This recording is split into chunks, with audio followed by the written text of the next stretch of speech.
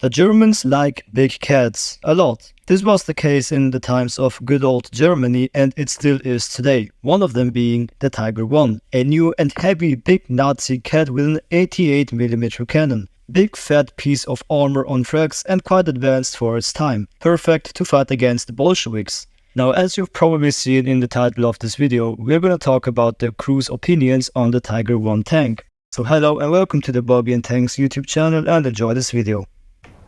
The Tiger I was famous for its powerful 88mm KWK-36L56 gun, which could destroy enemy tanks from up to 2000 meters away. This gun was originally a German anti-aircraft weapon, and next to its capability to knock birds out of the sky, it was also good at obliterating armored vehicles and fortifications. On top of that, the Tiger I's 100mm frontal armor made it almost impenetrable to most allied anti-tank weapons of that time. So basically the allies couldn't do much about it other than just lay down and accept their fate.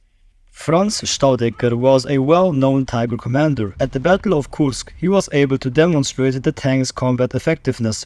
On July 8, 1943, Franz and his Tiger I, along with his crew, found themselves in a pretty bad position. The Soviet 10th Tank Corps had just started its attack, and their T-34s and KV-1s were advancing rapidly. At the beginning of the attack, Franz encountered just one Soviet T-34 tank, which he destroyed with a grenade after dismounting. Yes, he stepped out of his tank to kill a tank with a grenade. But he quickly realized that this wasn't just one little Soviet pony attacking, which he could easily fight off. There were more coming. A lot more. And that was when he and his crew brought the Tiger I into position. Using its 88mm gun, they destroyed 17 Soviet tanks with armor-piercing shells. When they ran out of these shells, they switched to high-explosive ammunition and destroyed 5 more Soviet tanks.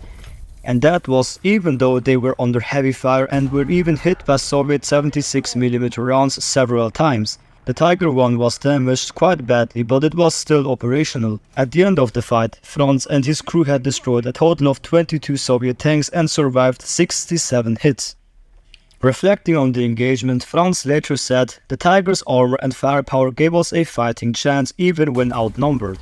We knew every shot had to count, and our crew worked as a single unit to survive the day."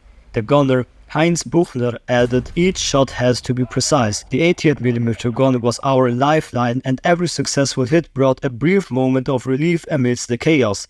That's also how I feel when getting formally run over by a bunch of Stallion-powered T-34s in War Thunder." Michael Wittmann, another well-known Tiger commander, also praised the tank's firepower and protection. He is known for his good work, especially in Normandy.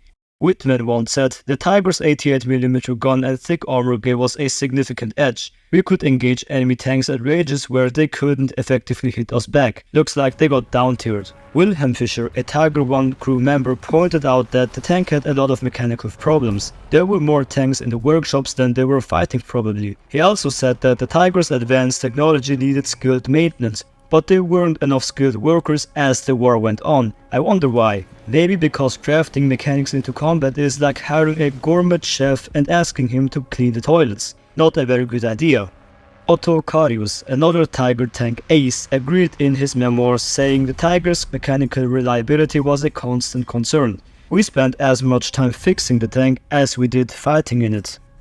Living and fighting inside a Tiger I was a unique and tough experience. The interior was cramped and really loud because of the engine roaring and the 88mm gun blasting. It was almost deafening. Fisher described the noise inside the tank. "Do you know what the noise it made when you were inside? Keep your mouth open so you don't burst your eardrums. If you close your mouth, you could burst them." Valdemar Pliska, another Tiger crew member, said, "Yes, it was really loud. There was no sound insulation in the tank. We didn't have earplugs. That was bad, but you just got used to it." Despite the discomfort, the tank gave a sense of security and camaraderie. The crews formed close bonds, almost like a family. They shared moments of music and laughter to deal with the stress of combat. Pliska remembered, "I had a harmonica and we made music. One of us could sing really well, another always made jokes. Everyone did his bit for our little community." The Tiger I was also the crew's home. Fisher mentioned that hygiene was a low priority. "Barely need to talk about it. Where would you want to have a wash? Where could you? You were happy enough just having enough to drink. Hygiene? In the summer, crews often slept outside the tank, but in winter they preferred the tank's relative warmth even though it was cramped. In combat, the Tiger I's firepower and armor made it a tough opponent, but its heavy weight limited its mobility. The tank had trouble crossing bridges and moving on soft ground, which made quick movements and retreats hard. Fisher and Pliska shared that while the Tiger I could dominate in direct fights, it was prone to breakdowns and needed careful handling to avoid getting stuck. Fisher also talked about the challenges of different environments. The Tiger I's interleaved road wheels, meant to spread the tank's weight, often got clogged with mud, ice or snow, causing it to get stuck, especially on the eastern front. It was like the tank's equivalent of a cat refusing to walk on wet grass. The tank's heavy weight made the recovery and repairs in the field even more difficult. Replacing parts like the engine or transmission in a Tiger I took a lot of time and effort, often in tough conditions. Karius mentioned that crews had to be very skilled and resourceful to keep their tanks running. The need for special tools and spare parts made maintenance even harder, which often caused tanks to be out of action for a long time. Field repairs were common. For example, when mud or ice jammed a Tiger I's suspension, the crew had to take it apart to clean it on site. This often meant removing the interleaved rod wheels, which was a time-consuming job that needed special tools. Crews developed efficient methods for these tasks, working in teams to speed things up. They also improvised solutions using whatever material they had to temporarily fix minor issues until proper repairs could be done at a maintenance facility. The maintenance challenges directly affected the combat readiness of Tiger I units. The high rate of mechanical failures meant that units often had fewer working tanks than they were supposed to have. This lowered their effectiveness in long battles where reliability and endurance were important. Despite these problems, the Tiger I's superior firepower and armor gave it a big advantage in direct confrontations and allowed it to dominate when it was operational. Otto Karius said in his memoirs, "Our Tiger tanks were unbeatable in direct confrontations, but moving them around was always a gamble. Many times we were left vulnerable due to mechanical failures or getting stuck in difficult terrain." He went into detail about specific mechanical problems. The Tiger I's Maybach HL230P45 engine was powerful, but it was under a lot of strain because of the tank's massive weight, which led to frequent engine breakdowns and the need for extensive maintenance. On top of that, the suspension system provided a smooth ride and better performance on rough terrain, but it often failed under the stress of combat conditions. The Tiger I was like the Jake Paul super heavyweight boxer who could punch through a concrete wall, but would also start crying like a little girl when he knocked a nail off.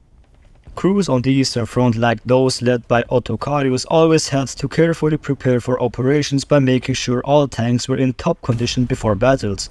They conducted thorough inspections and performed necessary repairs ahead of time. Coordination with supply units was very important as well to ensure that spare parts and tools were available when needed.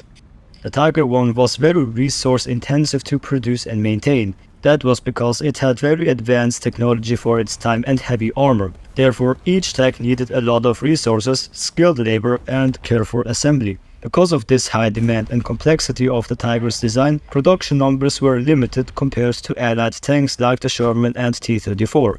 Heinz Guderian pointed out the logistical challenges in his writings. The Tiger tank was a masterpiece of engineering, but its production was a logistical nightmare. Each tank required an enormous amount of resources which could have been used to produce multiple other tanks. This opinion was shared by many within the German High Command who recognized the Tiger's battlefield superiority, but were painfully aware of its production and maintenance problems. This kind of reminds me of the average car guy with no financial literacy. Fast car with more than $15,000 spent on tuning, but living in a trailer with insects and debt. Crews had to adapt to the Tiger's limitations by developing strategies to work around its weaknesses. For example, they often avoided muddy or swampy areas to prevent the tank from getting stuck. They also coordinated closely with infantry and other units to protect the tank from being surrounded or outmaneuvered. Franz Staudecker described one such strategy. "We always tried to position our tank on high ground or in open fields where we could maximize our firepower and minimize the risk of getting stuck or ambushed. Coordination with infantry was crucial to protect our flanks. Doing this helped the Tiger crews to work around its weaknesses and use the tank's strength for their advantage. The coordination between infantry and Tiger I crews is quite interesting, so let me tell you more about that. Infantry units often acted as sort of protection for the Tiger Is. They would move ahead of the tank to secure routes and identify potential threats such as mines, anti-tank guns, and enemy infantry positions. That way, they made sure that the Tigers could advance without the risk of being ambushed or immobilized by anti-tank mines or hidden enemy positions. Basically, those infantry guys had the same job as DJ Khaled's henchman who had to carry his fat ass to stage in order to keep his Jordans clean. Because of the Tiger's slower speed and limited mobility, infantry units often had to protect the tank's flanks from enemy infantry armed with anti-tank weapons, such as Soviet PTRD anti-tank rifles or later the RPG-43 anti-tank grenades. Now, to do this effectively, there's one thing which is very important: communication. Communication between infantry and tank crews was essential to stay coordinated during assaults. Typically, they did that through radios and predetermined signals.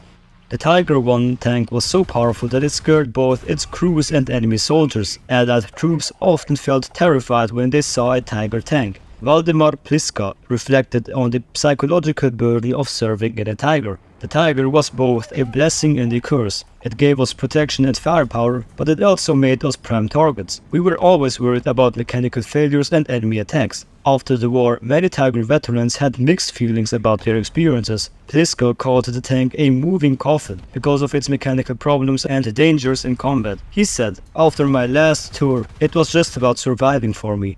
Fischer, while recognizing the tank's issues, still liked it. "My Tiger, I was always pleased when I was in it, like being back home." Anyways, that was all I had to say for today's video. I hope you enjoyed it. If you think I said anything that is not right, or you think I should have added any additional information to this video, please let me know in the comments and share your knowledge. Besides that, thanks for watching and I'll see you in the next video.